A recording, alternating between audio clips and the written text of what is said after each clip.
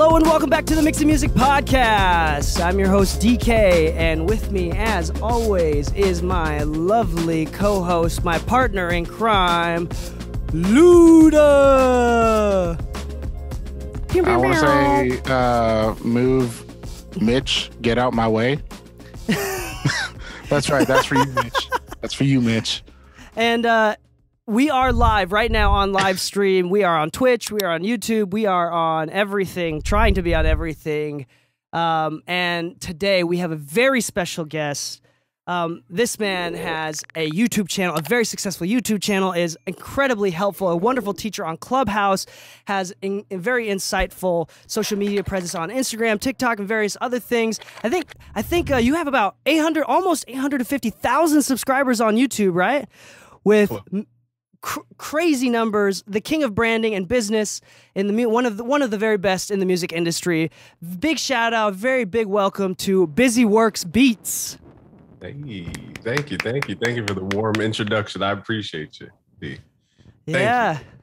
Well, we're very grateful that you can be on the show, and we're especially excited for the knowledge you can drop with us. I know many of our listeners are producers, or they're engineers that also produce, or producers that also engineer in various different capacities, from beginner to intermediate, even some advanced folks. So I'm really excited for the knowledge, because I think what we're going to talk about today is, we've talked about branding and creating content and various things in the past, but today we're going to talk about that specifically for producers who are hoping to get placements or build a brand that is viable on whatever, BeatStars, or getting client deals to kind of, for the focus and purpose of monetizing your music. And let's get started right off the bat. Like, tell us a little bit about your journey and how you've kind of figured all this shit out. Yeah, well, the short of it is that, after training over 800,000 producers around the world, some have gone to work with Drake, Post Malone, YG, Ray Shrimmer, Ariana Grande. Did I say Post Malone? Yeah. Trippie Redd, J. Cole, Kanye, Drake. I start overlapping. Basically everybody on the Billboard. Shout out to everybody. Multi-platinum, diamond, and even Grammy-winning producers. So after you've seen your process work over and over and over and over and over again, you start to lose doubt. It's just a matter of the process at that point. And after 3,000 videos for free, that's just the free stuff. You kind of learn what works, where the vein of success is, how to spot success, what's the DNA for success. And you realize the reality of the music business.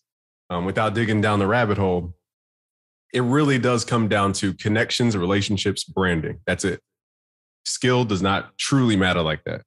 I want to break some myths too for your podcast. I don't want to go down the rabbit hole without you. Even better, bro. The more myths we can break. I want to write that down. Hold on. You said connections, relationships, and what did I say? Connection, relationships, and branding. Branding. Let's break some myths, man. What's a brand off, or a myth off the top of your head? Top of the head for producers and engineers. The number one I've seen for engineers, they're scared to take pictures in the studio. Killshot, right? Yeah. Oh yeah, of course. See, Killshot embraces taking pictures with the artist. He's not looking at it like it's clout chasing. Killshot is legitimately in these sessions. He's legitimately chosen by these folks. Why not capture a picture? Not a video, because some people don't want their music in the video. We get it. But a picture with who you're working with. It only elevates your brand. The way success works is like this. And shout out to Killshot. I don't know if you guys study religious texts, but the Bible, for example, has a book called the Book of Kings. And in the whole Book of Kings, it outlines the royal genetics. It goes, this king was beget from this king, and that king was begot from that king. And it just goes on and on and on. You're like, what's the importance of this book? And if you dig deeper, it's people are trying to find the lineage of Jesus Christ, for example. If Abraham started this tree of lineage and genetics of holy people, then there must be something in these holy people. And my point is, back in the day, they used to think that kings were under God. They were basically God's representative on earth. So back in the day, have you heard of the knighting process? No. Or ceremony, I mean? The knighting ceremony, I have not. Please where explain. they just kind of like tink, tink, congratulations, you're a knight. Right. Like in the Minions movie? Yeah, and dove each side, exactly. The point of that ceremony, the point of the ritual is to show that, remember, back in the day, people used to see the king and the queen as like a God representative on earth. So even on the back of our dollar, it says, "In God we trust," because we're using secondary reinforcement to add value to that dollar because we think that we can exchange it for something later down the line. And who do we trust more than ourselves? We trust the Creator. So my point is, in those knighting ceremonies, the king or queen would dub each shoulder of the knight. They would pass on the trust or the authority from themselves over to the knight and dub the noble. In other words, it's a connection from God, back in the day, to the king or the queen, to that person. So it's a lineage of power. And I'm saying this because social media works the same exact way. If we look at all the major acts, I'm going to name a couple acts, and I want you guys to really think about where they came from. Let's start with Drake. Where do you think Drake came from? Wasn't he signed to Lil Wayne starting out, or maybe not starting out, but was one of his bigger signers early days? Oh, I know where Drake came from. Canada? He came from his mother. Right. Exactly. That's another. Where you from? My mama. That's another powerful thing because he has, the whole community of their culture as well behind him. But, Drake was the son of, begot the Ben of, the son of, the beta of the alpha called Lil Wayne. Okay. And Lil Wayne was the son of, or the beta of, or the Ben of Birdman. So there's a lineage of success. Young Thug came from Birdman. It all ties back to this. There's a progenitor who started the success, and then they passed it along the lines. Even Lil Nas X did not just pop up out of nowhere. Do you guys know where Lil Nas X came from? No. Wasn't he involved in some of the Lyrical Lemonade team? Oh, see, I didn't know that. I remember he was actually performing shows with them and everything pretty early on before the big hits. But I thought there was some involvement there, or maybe it's some common involvement. Mm-hmm. It's the, I was just going to say, I didn't know about that part, but I'll say that he basically had galvanized a lot of Nicki Minaj fans. He was a Barbie. What are they called? Barbies? Yeah. I don't know. I think I've heard about this. A Barbie? A barb, I meant to say. So he had a lot of the barbs, on his side before he got famous. So my point in saying all this is that success comes from somewhere. People think that we just generate money out of nowhere. A lot of the money that, I know I'm going off on a tangent, but it's going to get back to the point, is, for example, there's an economic almost depression on the way, a recession, some people would be scared to say, because most people think the money we have is our money. It's credit. It's not money. It's just a created thing out of thin air. At the end of the day, who owns the assets? Who owns the water? Who owns the food? Who owns the actual things that create the actual value?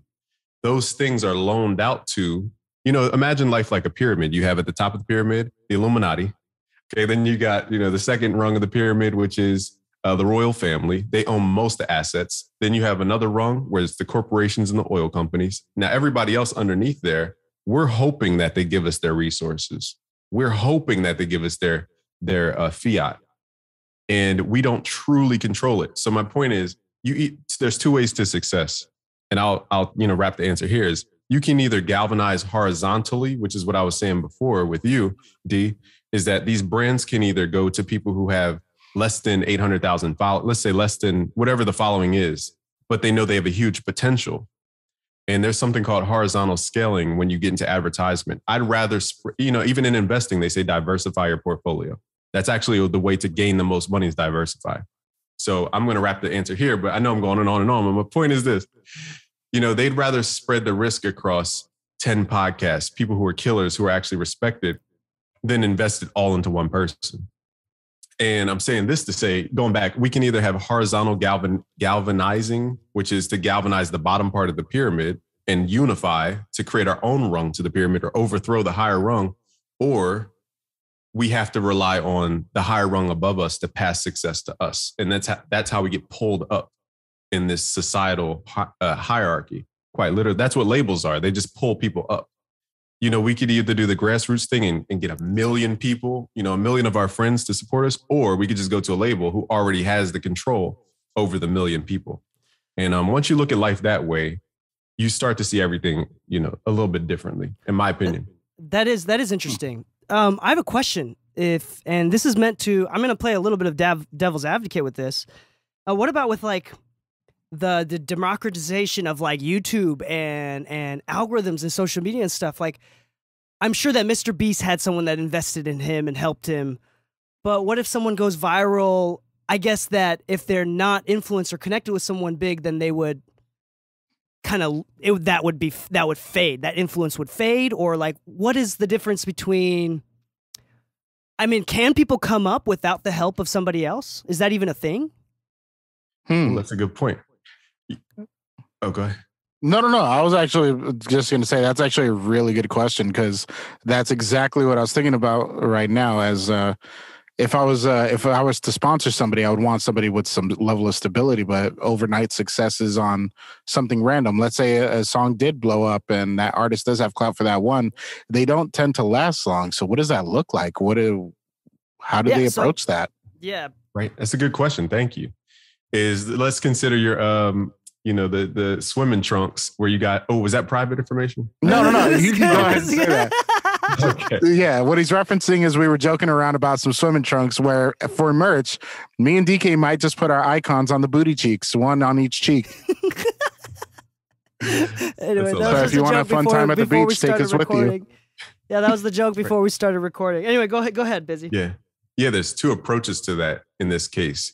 If we want true power and sustenance, we have to build our own distribution chain. If we're talking about like a supply chain, we have to build our own distribution. So the trick is, do we have the people to sell to? Or do we have to take our swim trunks to Walmart, who already has the people to sell to? That's where you guys have the actual power, because you control the communication among the engineering and producer community. So all these companies have to come to you, not only because you own the distribution, but also because some of these companies don't resonate with the audience. They're too far, Have you ever had a conversation with an older person in your family who's from an older generation, and it's just hard to like find common ground? Yeah. And there's this built-in thing about business. The higher you go up, the more leadership you take on and responsibility, the farther you are away from the core skill. Oh, absolutely. And that just happens on a corporate level. So by default, some of these bigger companies can't get on that ground level. So they need people to interface with the community like yourself, because you're the person who is the most receptive. Is that a word? Receptive? Received, excuse me. Yeah. Received is the word I'm looking for. The most received.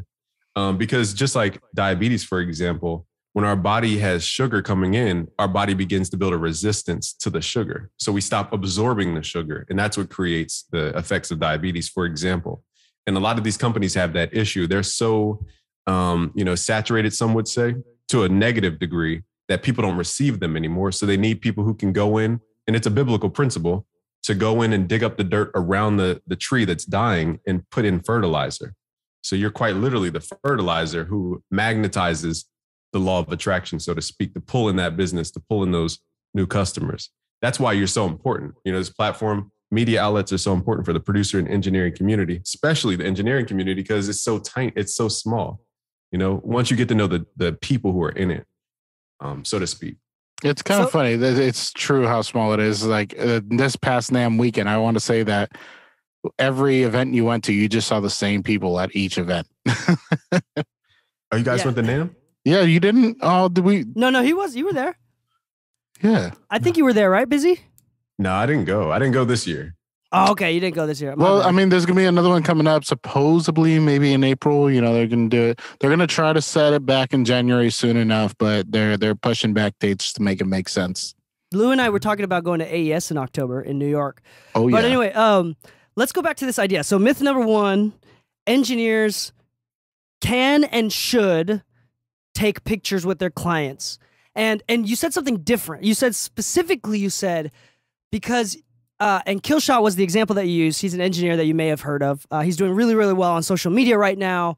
You said that he's not doing it for clout chasing, which is really interesting, because that's intern rule number one is don't sell yourself, don't be a clout chaser. People don't like that. But you're saying that people can do this and benefit from it. And I assume that the person getting their picture taken can benefit from it too. Oh, this is just one more person, although small, it's an outlet for people, for their fans to like me more or something like that. So I'm not sure. So you're saying take more pictures and don't be afraid. Is that's a very, very mindfuck thing right now that's happening. I'm I should be doing that. Holy shit. Yeah, you're right. It's cognitive dissonance. No. I was gonna, no. Go ahead. Hold on. You said the key word. Hold on. You said cognitive dissonance. I want you to go on. You're talking my language. Keep going. What is this cognitive dissonance? Basically, we're so conditioned to think a certain way. And the reason we think this way is because that pyramid I talked about. Think about how most engineers get a job. They get it because a professional studio hires them as an intern. And people are so scared to lose their job, they don't want to break the rules of the studio owner. So the studio owner has these kind of Soho House rules where it's like, don't take pictures of celebrities. They look at it like a hotel. If you have these high-end clients, they don't want people to know where they're at.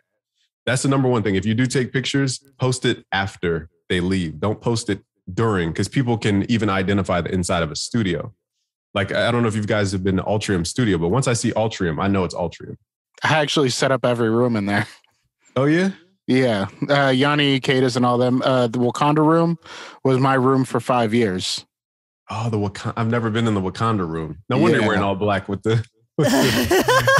says it all. I mean, I just like my aesthetic. That was actually probably, that's a big gem for anybody listening right now. I know everybody's like, but good point, because there is a balance, because some people, I assume, are kind of not keen to that because there is potential violence that can happen, or like security things that people don't want to be known where they are right now, Right. But that being said, like, I think that's a big takeaway. As long as you're doing it safe, as long as you're doing it after. I mean, Lu's talked about in the past, like, hey, don't and we know engineers personally that have taken pictures with celebrities or taken pictures of their session while it was happening, and then they got booted off the record completely and even sued. But it's like, so it's good to do it, but wait till after it's released or whatever it is. I think the biggest tell if you should do it right away is based on your relationship with the artist. I feel like a big issue that a lot of people run into is knowing when to ask for the photo and when to speak up about trying to get more involved.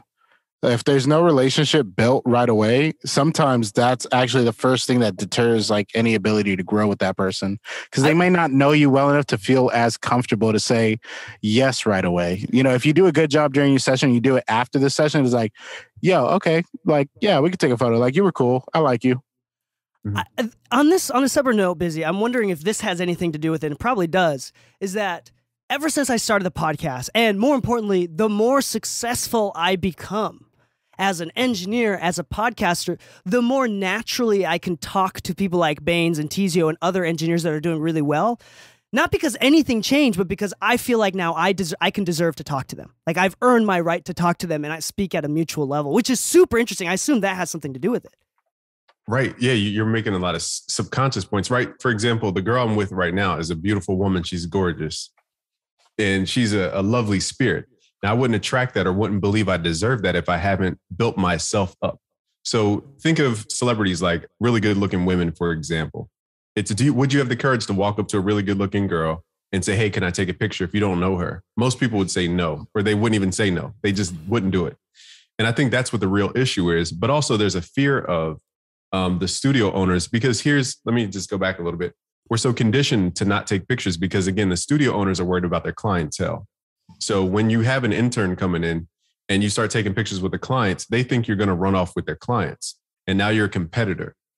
So it's not that the celebrity has all these rules about not being seen, because when I public speak, I love when people want to take pictures with me and talk to me and see me and recognize me. That's kind of part of being front facing in the public. You want that. I think more so, like you said, the security aspect, but also it's the studio owners trying to block somebody from taking away their clientele. But I want you guys to, not you guys, but I want your audience to embrace the moment. You never know if you're ever going to see Mariah Carey ever again in your life. You never know if you're even going to have this job. Why are you so focused on bending a rule based on a job you don't even know if you're going to have for the rest of your life anyway? Because a lot of today's world, like you said, going back to the democratization of power, really, is that you can build up your own social media and not have to rely on these studios anymore. You can go there as a subcontractor or an independent and have your own clientele and bring them there and rent out the studio. Like, for example, at Ultrium in the Miami room. I think we were in the Miami room the one time. Is that a room, Miami room? Yeah, the Miami room is the big one with the acrylic boxes for the speakers, right? Yeah, acrylic. It's like the booth is on the back right one after you walk in. Yep. Yeah. That's the Miami room. Yo, I'm not going to dox you, but are you nearby us? Because you're saying some very local things. No, I was. That's just. I know that one's in the cut. That's like a secret. Got it. Yeah, that one's the secret studio most producers go to.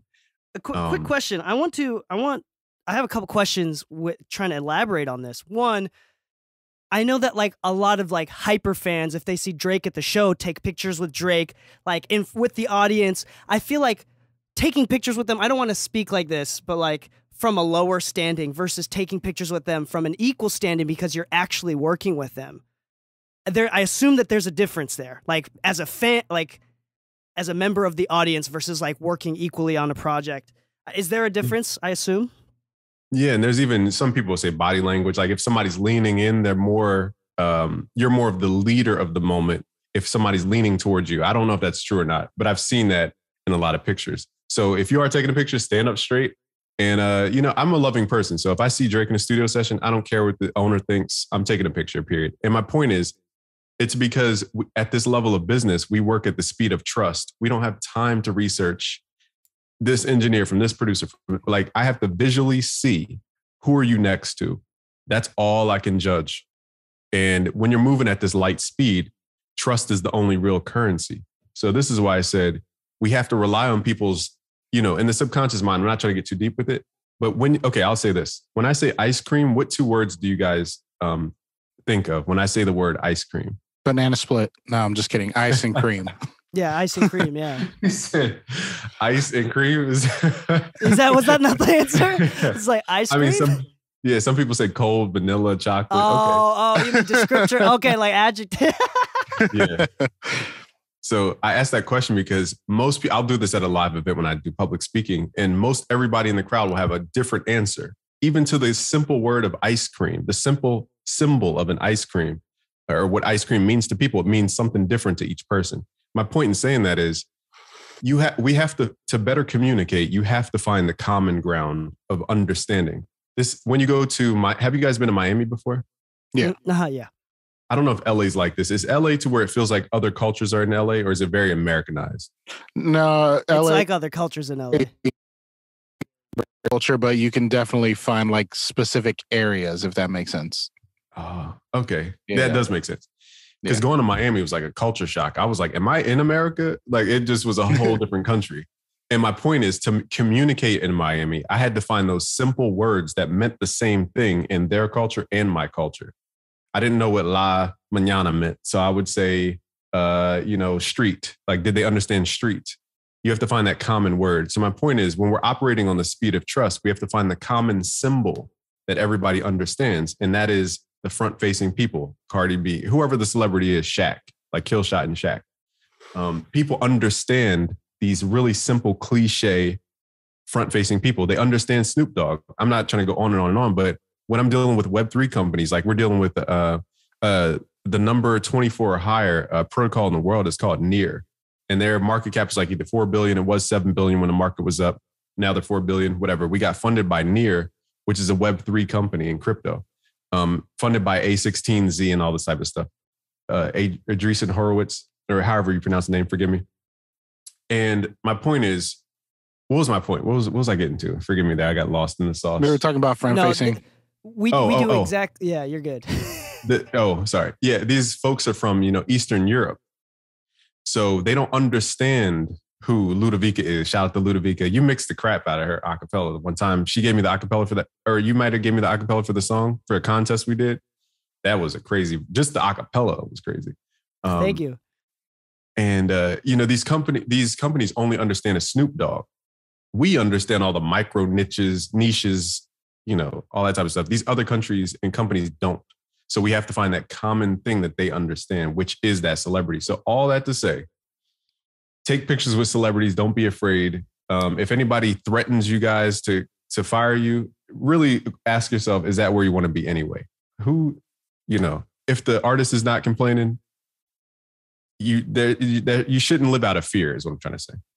That's not a good leader who rules out of fear. That's a really good point. I think to kind of generalize and recap, it seems like the main over-encapsulating formula is that does help, And the only reason why you're not even utilizing it is probably not you, but the audience, but you're probably not even using it is because you're scared to break relationships or because you've been told so many times and trained not to. You're saying, at the very least, it can help, and don't fear of what it can do. Like, don't be led by fear.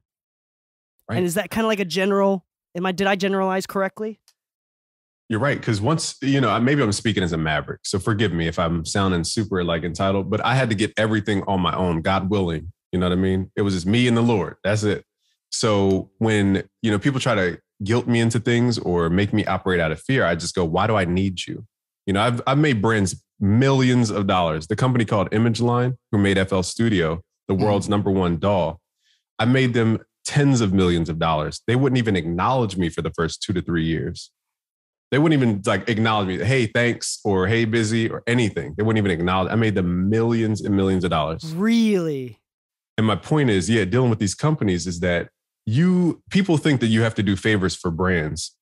I'll tell you this, when you're doing brand deals and all this type of stuff, guys, for yourself and to everybody listening, is if they don't reciprocate in the beginning, chances are they're not going to reciprocate in the end. And that's because you're not doing a favor for the brand. You're doing a favor for a person who works at a brand. And if they get fired, you just built all that relationship for nothing. So hold on. I just want to repeat what you just said, which makes me so excited. If they're not respecting you or reciprocating in the beginning, they're not going to respect or reciprocate you at the end. Oh my shit. We've talked so much about that in general on the show. Like even when picking clientele was our most recent, our most common example, like making sure that you don't hate your clients, because if you keep inviting more clients that you hate, you're just going to have a bunch of money and income from clients that you hate. And that's not fun. Right. So yeah, you got to pick people who respect you and work with you from the beginning. That's so good. And especially as I would say that I'm an intermediate content creator. I still have a lot to learn and a lot more to grow. But in some aspects and some platforms, I'm doing really well. For example, specifically on podcasting platform, we're doing really, really well. Not half as well on Twitch or YouTube, not even close. But we're doing really well on podcasts. And so all this stuff is extremely useful for someone like me. And I know it would have been so much more useful if I knew this 3 years ago. Because there's so many missed opportunities. I could have taken pictures with. I'm counting at least 20 people off the top of my head right now that I could have done that with. This is so insightful. I want to go into I don't know. I don't mean to put you on the spot. Or go ahead. Yeah, you're gonna say something. Because you brought up a good point. I'll just say this real quick. I just want people to think about your real life the same way you would think about your business life. Would you date someone who never took a picture with you? Would you date someone who never reposted you or acknowledged you publicly? Women make this mistake because I have a lot of women mentees and things from my creative agency, and I see their relationship issues a lot. And the #1 thing is they think the guy's going to change. I'm just he's not going to change. What he is now, you either accept him for what he is now, or that's it. It's not. People can change, but we tend to fantasize and create this avatar in our mind that's not reality. And the same thing we do with the brands. I didn't mean to cut you off. No, that was exactly it. I'm wondering, do you have a myth #2 off the top of your head? Myth #2. Yes, that talent matters. I hate to say it. Because engineers, you guys are very I don't know if you guys are on the forums. Do you guys recent the forums? Frequent the forums? Do you mean Reddit and all that? Yeah, Gear Sluts, I think is one. Reddit. I don't know the thing. Did they rebrand? Because they're yeah, it's called Gear Space now. I thought you said Gear. Oh, okay. Gear I will forever be a Gear Slut. I'm just saying there's some 500 series modules under my desk that don't change their position. Right. But tell us. So what it comes down to with engineer, it's just talent doesn't matter. I want you guys to think about this. I can go into. Are you guys familiar with real estate and it's called flipping contracts or wholesaling? Unfortunately not. I wish I was. Okay. Just super 101 stuff. So please explain. Yeah. So the simple fact is somebody can have a house and they need to get rid of the house because of the 5 Ds: divorce, depression, death, or whatever the 2 are. They need to get rid of a house. And then you have an investor who needs to put their money to work. So the trick is you can be the middleman or the connector who has no assets whatsoever. As long as you have somebody with a problem and somebody with a solution, all you have to do is connect them. That's what Facebook is. It's $1 trillion market, however valued Facebook is. They just find the person with the problem and the person with the solution and connect them. That's your quickest way into success into this industry. Is most people think that you have to deliver the deliverable, like the music, the mix, I'm trying to think of another asset, the graphic. Mastering. Yeah, recording, right. Sometimes an artist is like, yo, man, I just need a photographer in the city. I'm not a photographer. My job is to go find a photographer of a decent rate in LA, for example, who's ready the next day to shoot for Trippie Redd because he needs a photographer. Find out what people need and meet a lot of people, and then have a bunch of solutions on one side, and then find a bunch of people with problems on the other side, and just connect the dots. That's how you actually create your own web for placements and different things. Most people think, again, it's based on skill. Like if I'm just the best producer, just the best engineer, I'm going to get this thing. It's like college. Let's put it this way. I'll parallel it with college because people understand that. Have you guys gone to university? Yeah. So we know I was a bio major, pre-med, headed to medical school, all types of stuff. For 4 years, I'm thinking, okay, I'm doing everything right, getting the grades, whatever, doing all these internship things. And then I'll have this magical job by the time I'm done because I'm working up this imaginary ladder. But you graduate and you realize it was all a fantasy. They sold us on this so that we would just give them thousands and thousands of dollars, hence the trillion, whatever, in student loan debt. So we have to apply that to our skill set. Just because we're getting better does not mean some magical door is going to open at the end of the tunnel to make us work with Drake. Because Drake doesn't work with the greatest people in the world. If that was the case, all the jazz musicians would be making the number one hits right now. You know what I mean? Yeah. Like only the top of the top people would ever get work. It's just not the case. So I want people to shift their mindset to think, how do they add value by connecting? In short, going back to the real estate thing, I have a house which needs to be sold. I have an investor who needs to put their money to work. Great. I'm going to create a deal as just a person who knows two people, and I'm going to present 3 offers. So this can help people with their pricing too. You want to have at least 3 offers. When you guys go to McDonald's or Wendy's or Burger King, I don't know what's out in LA, or In-N-Out. What's your guys' favorite fast food place? I hate to admit it, but Taco Bell. All right. Oh, I hate to admit it. Right on. I like Whataburger in Texas. Whataburger. But that's not. Have you ever been to Whataburger? No, I've never been. Sorry, I don't mean to. We're not going to go on a tangent. Go ahead. Keep going with your thing. Yeah, the point is, when we get there, chances are, just same with your shorts. You need small, medium, and large, because we have to create contrast. So when your audience is creating pricing, for example, or even value propositions to different people they know, have 3 options. The first option is straight cash. In this case, to make it simple, straight cash. Pay me $2,000 to mix your track, whatever. The next option is cash plus percentage. So I'll do a discount. It's $1,000 for the mix, but then I want some points on the back end. Then you have the third option, which is all points, no cash. This is how most lawyers and top accountants work. They work off of equity. So for bigger projects, you're probably going to position it to where it's like, hey, Drake, I'll work for free, but I just want some points.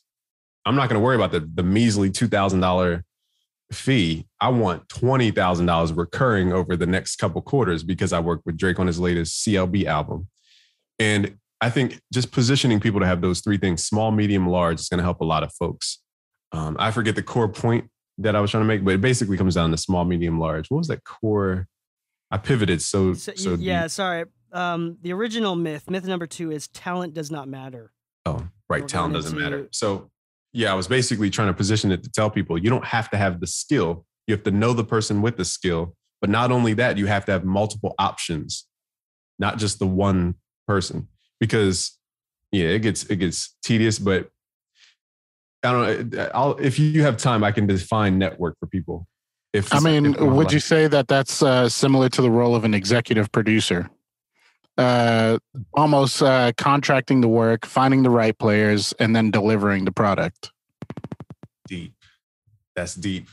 Because think about it. Yes, I'll say yes. And think about it. Banks don't work all day. Like, people who are wealthy do not work.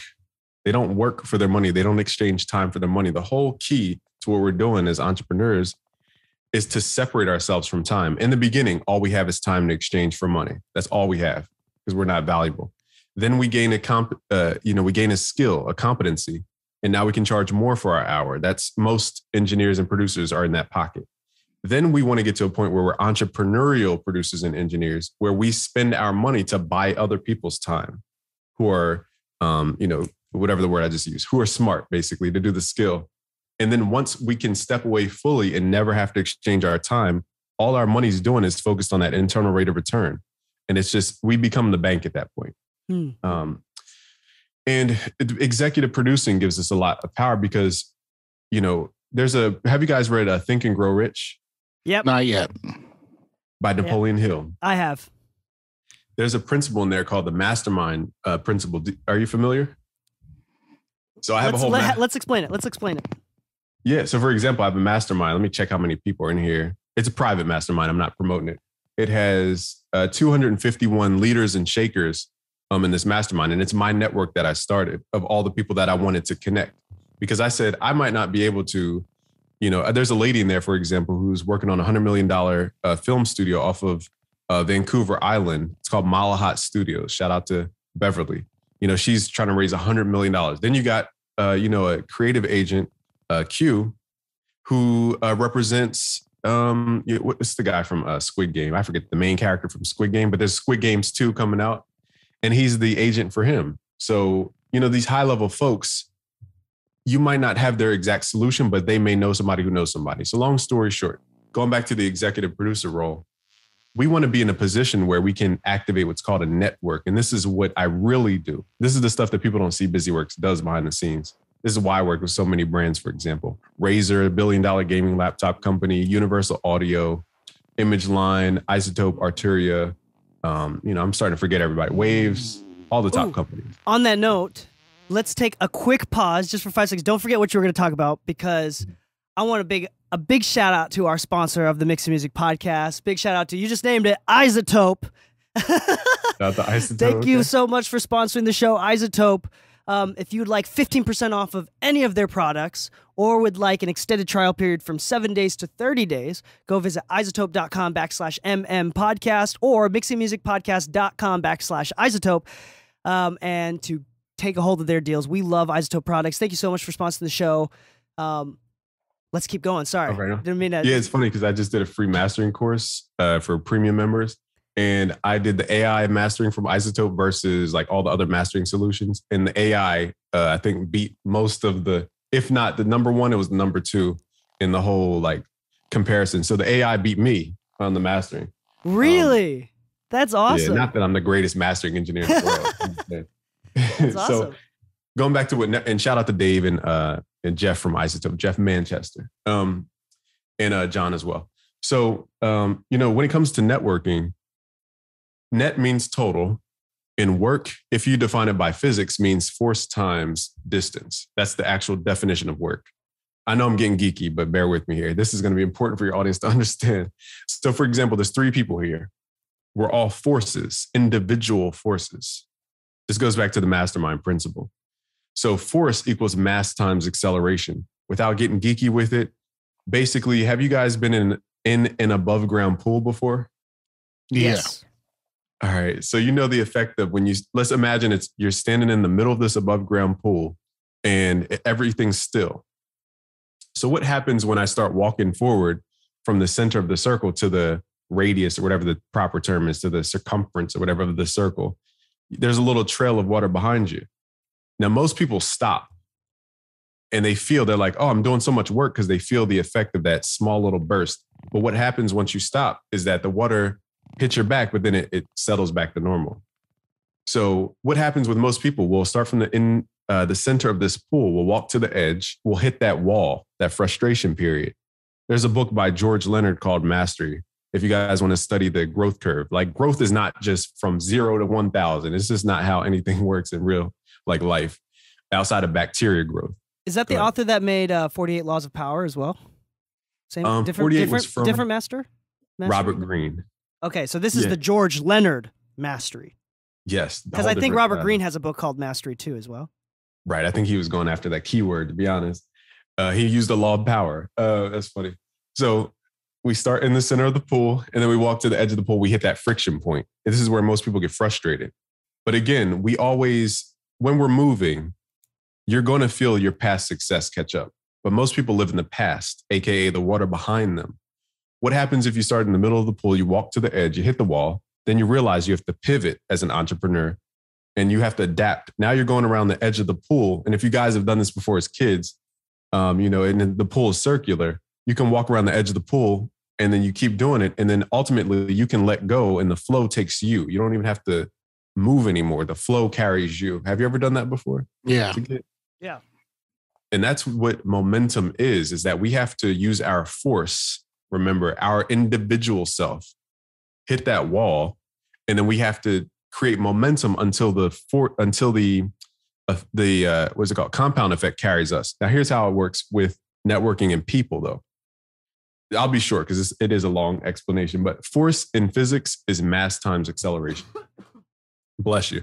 So that's our body moving. Action is the definition of our body moving. It requires chemical reactions to create action. If you want to translate the invisible to the visible, you have to take thought, which is of the highest frequency. Some people call it God, whatever, the ether. And you have to translate it into emotion because emotion crystallizes a higher frequency. You guys are in the sound, so I can finally use this analogy. Thank God. Is that, you know, when we, you know, when you have upper harmonics, it's multiples of a fundamental frequency. Yeah. And what we have to do is take our thought, which is all these harmonics, these higher frequency things, and we have to crystallize it or pull it back to this physical reality, which is quite literally the lower frequencies of all reality. So you have to take a thought and emotionalize it and put it into your hormonal circuit so that it's on loop in your body. Now, once you have a conviction, then you commit action based on those chemical reactions that are happening based on your hormones, and then you get results. My point is this.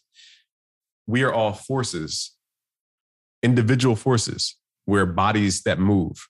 Now, work is force times distance. So work is the definition of you starting in the middle of the pool, walking to the outside of the pool. You carried your force over distance, and that's the amount of work you put in, which most people talk about as work. How much work did you put in? But the problem is you only have 24 hours in a day. So your day is maxed and capped at a certain amount if you always exchange your work for value, your time for value. So here's what you have to do. You have to look at power. You just mentioned Robert Greene and the laws of power, right? 48 laws. Now we're talking about power. If you look at the definition of power in physics, it's work over time. So the only way to increase your power is to decrease the time it takes to do your work, or what you talked about, I think templates earlier, or it's to increase the W value, which is the work or the force. The only way to increase work is to increase the force or the distance or how far you work. You've worked, yes. So my point is, when you talk about the mastermind principle, we're talking about power, which is galvanizing a bunch of individual forces like ourselves, this trio right here, this trinity, power in threes, okay, that will increase the W value, which then increases your power. That's what we're looking to do, is increase power. And most people focus on force. You want to think power. How do you increase the force amount? You have to convince people to be on your podcast, convince people to be on your, YouTube content collabs, cameos, shout outs, whatever. That's how you increase your force effect. That's what networking is the total amount of work, which is power. That's, to give it a definition, that's what it is. And, that's how you have to think, basically. I could go on and on and on. Yeah, which is interesting. We've done many episodes on the inevitability and how important it is to sustain and build a business as an entrepreneur. And another word for power is, and decreasing time is by systems, right? Like at some point, it's always funny to me, like this is a very entrepreneurial part of me. Like I think it's funny that I ended up liking and becoming most passionate about one of the least scalable things I could ever do, mixing. Like I can only work on one song at a time with one artist at a time. But like things like the podcast or like my Twitch streaming, where at least I can scale by location and by how many people are watching and various other factors, right? But that's exactly what it is. I feel like from the example of The E-Myth, if you know that book, right? Where it talks about like lots of businesses, they get into building a business because they love, for example, in in the book, the example is they love making cakes. So they create a bakery. But the thing is, if you're the only one that knows how to properly bake the cake that sells, then you cannot scale. You will never get power in the way that you put it. Like, because you either have to work harder or if you get burned out, now you're working less, but someone's got to do it for you when you haven't built the systems to do that. And so like it's kind of inevitable where in the mixing world, like Manny Marroquin, Jason Joshua, they're not the ones with their hands on the board 100% of the time. That's why they have assistants, where oftentimes the secret is they're not mixing most of the records that they're putting their name on. Like, you have to scale it and somehow decrease the amount of time. And I think that's what you're getting into. And I'm just saying it in a different way. That's really interesting that you said it in the form of power and in the form of like physics and physical, like what do you say, formulas. Work over time versus work, which is force times distance. Is that what you said? Force work equals force times distance. Yep, you're right. Yeah, I love that, and I think that that's something super. So just to recap, myth number 1 is do not take pictures with your big clients. That's myth number 1. So meaning, please take pictures and with your big clients. Myth number 2 is talent matters. So meaning that if you do not have the talent, then you can at least be the middleman. You can provide value by introducing people. I think that that's incredibly. Do you have, just so we were talking about the rule of 3s, right? Just so we have a large option here. Do you have a myth number 3 off the top of your head? A large option. I like that callback. Yeah, I guess you kind of led into it, which is the ultimate secret is most people think these top engineers even are really doing all these records. And that goes back to that second myth, which was talent, right? That was the second myth. Talent matters. Talent matters. Because once you gain a brand, this is why branding is so important. If you look at Mike Will Made It, and the eardrummers and all these type of folk, any kind of big producer, it's kind of known Dr. Dre doesn't make every beat. He just has all the people respecting him who come in to play the bass and the drums and the whatever. And he orchestrates it and puts it together like a Diddy. I don't know why it's super respected in hip hop, but kind of seen as a negative thing, I guess, in engineering. Is that true that it's seen as a negative thing, or am I just? It's kind of seen as, currently it's still seen as like but I paid you to mix it. It's like, yes. And I've taught an entire team to do what I can do, but I also have deadlines and many other clients. But I wanted you to touch it. It's like, I still verified it at the end. No, but I wanted you to do top to bottom. It's like, okay, that's not scalable. Let me clarify. You're saying that it's cool to work under a big name. And you're saying that you're asking whether or not engineers think it's cool to work under a big name? The other way around, to where the big name offsets the so yeah. Dre so imagine thinks you're it's cool the client. that he has a lot of followers. Put it this way. Imagine you're the client. Maybe I'm not hiring Jason Joshua to mix, but his assistant mixed it. Yeah, is that considered like a thing in engineering? I don't know. I'm not usually a client will not like that. Oh, I see. In my experience, at least, if I ever said like, hey, I'm unfortunately a little booked up, I can have my assistant take care of it and then I can verify the ending of it. It's like, no, I wanted you to mix it. I'm like, yes, you would still have my final touch and approval and everything. And I would verify that it's up to quality, but they seemingly, it's a lot of emotion involved in the artist's view, if that makes sense. Other industries, like if I was a carpenter and I said my assistant built your chair, nobody would care because the chair is the chair. There's no emotion involved in the chair, but musical is such an emotionally involved thing that on the engineering side, they want their fine touch person to be the final touch.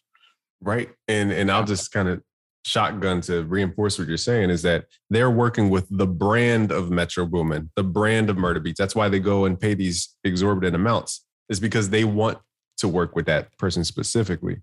And outside of like, if it's cool or not, like you said, it's about scalability. And one thing about an army is that if I'm a soldier, I'm not going to listen to the general if he's never been in battle before. So to even be in that position where you can have assistants should show that they respect you on some level because you've done it before, you know what the heck you're talking about. Because people would just walk away and do it themselves. They wouldn't need that person. But there are studios in LA where I've heard engineers have 30 assistants mixing their stuff. Like it's like a machine, but people don't understand it's like this. And, you know, I guess the myth going in is, the second myth was talent, and you positioned it so well. And I lost your point that you were trying to make because I was going to pivot off of what you said, which was, I guess, that they exist. Sorry, that's what it was. That was kind of the secret, but the cat's out the bag now. People don't even know that they exist. So like assistants. Even the assistants, and I'm going to shotgun a lot of things out there. People don't know, there's a guy, Paul Third on YouTube, who's calling out a lot of software companies right now because they're making claims that software does something, but it really doesn't. Long story short. That's Paul Third. That's Paul Third on YouTube. Oh, the snake oil guy. Yeah, he's Paul Third. Shout out to Paul Third. Yeah. And so my point in saying this is that a lot of folks don't even know that the code is shared amongst the developers on the software side. So we think we're buying all these new plugins. It's the same shared code with a different interface. So I'm saying this to say in real life, when it comes to, the glam of the industry, we think all these people are mixing the records. In reality, it's white labeled stuff from somebody else. But what makes Steve Jobs important? It's not that he made every single iPhone by hand. It's his creative direction for the iPhone and how he made us excited about it. So I think there's some, the engineer community is so focused on doing the craft. And maybe I have to love that and respect that because that is where the fun is. But if you guys want to grow and, go beyond your bounds, you have to escape from the doing itness. And that's the scary part of it, creative. We always want to stay. There's a book by Gerber. I want to say Michael Gerber. Forgive me, I'm going to look this up as we speak, but it's called E-Myth. Oh, yeah. The book that we were talking about. Yeah. Yeah. Michael E. Gerber. That's his name. It's called E-Myth. So there's 3 levels to business. And I don't mean to make this so businessy, but the creatives need to understand their power so that they don't get finessed and hurt by all the people controlling the business. Long story is this. There's 3 levels. You have the technician or the person doing the craft, like the baker.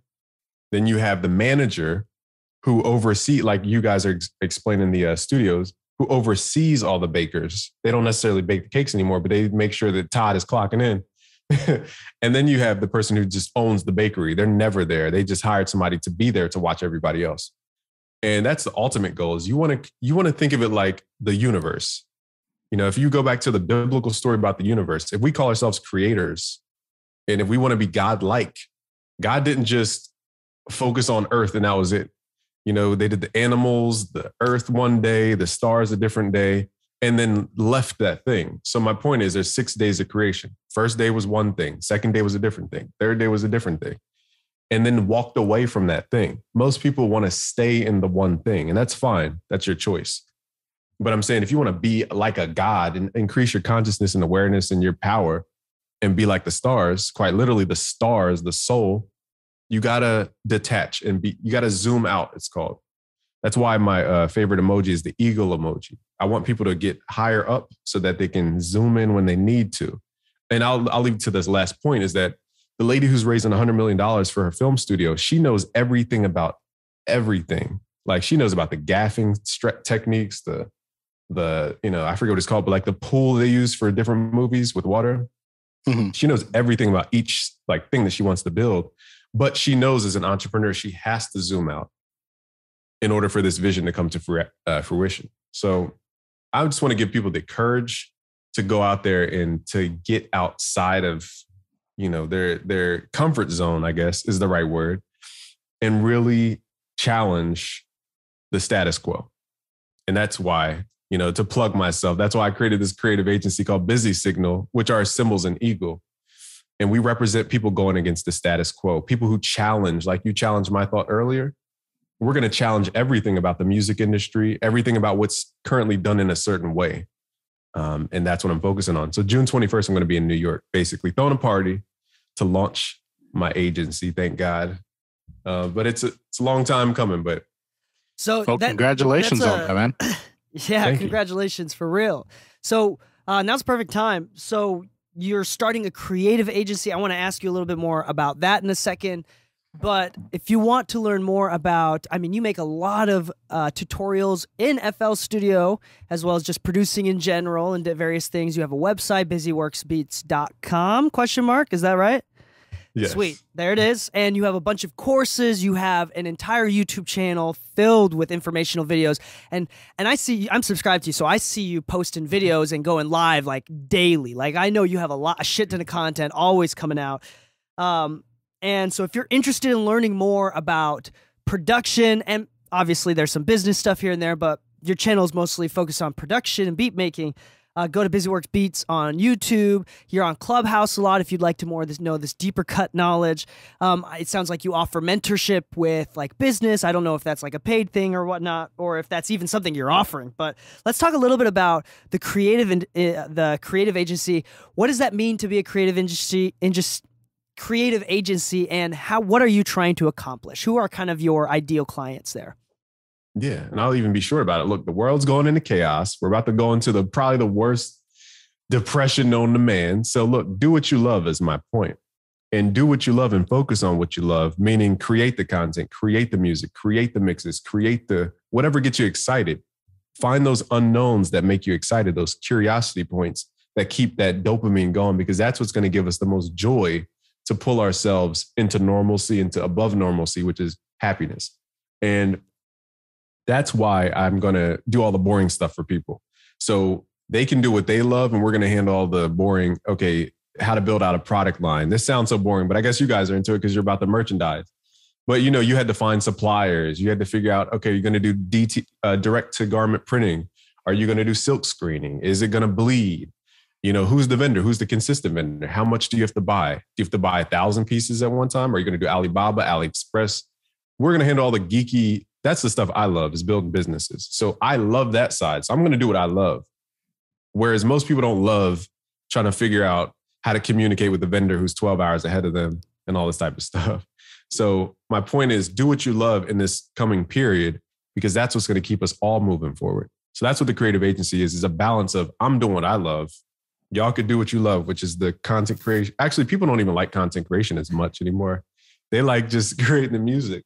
But we're going to figure out a way to wrap it up to where people get value out of it. Because don't you hate when people just hit play and it's just, I don't care about that person's song. It's not valuable. You know what I mean? Yeah.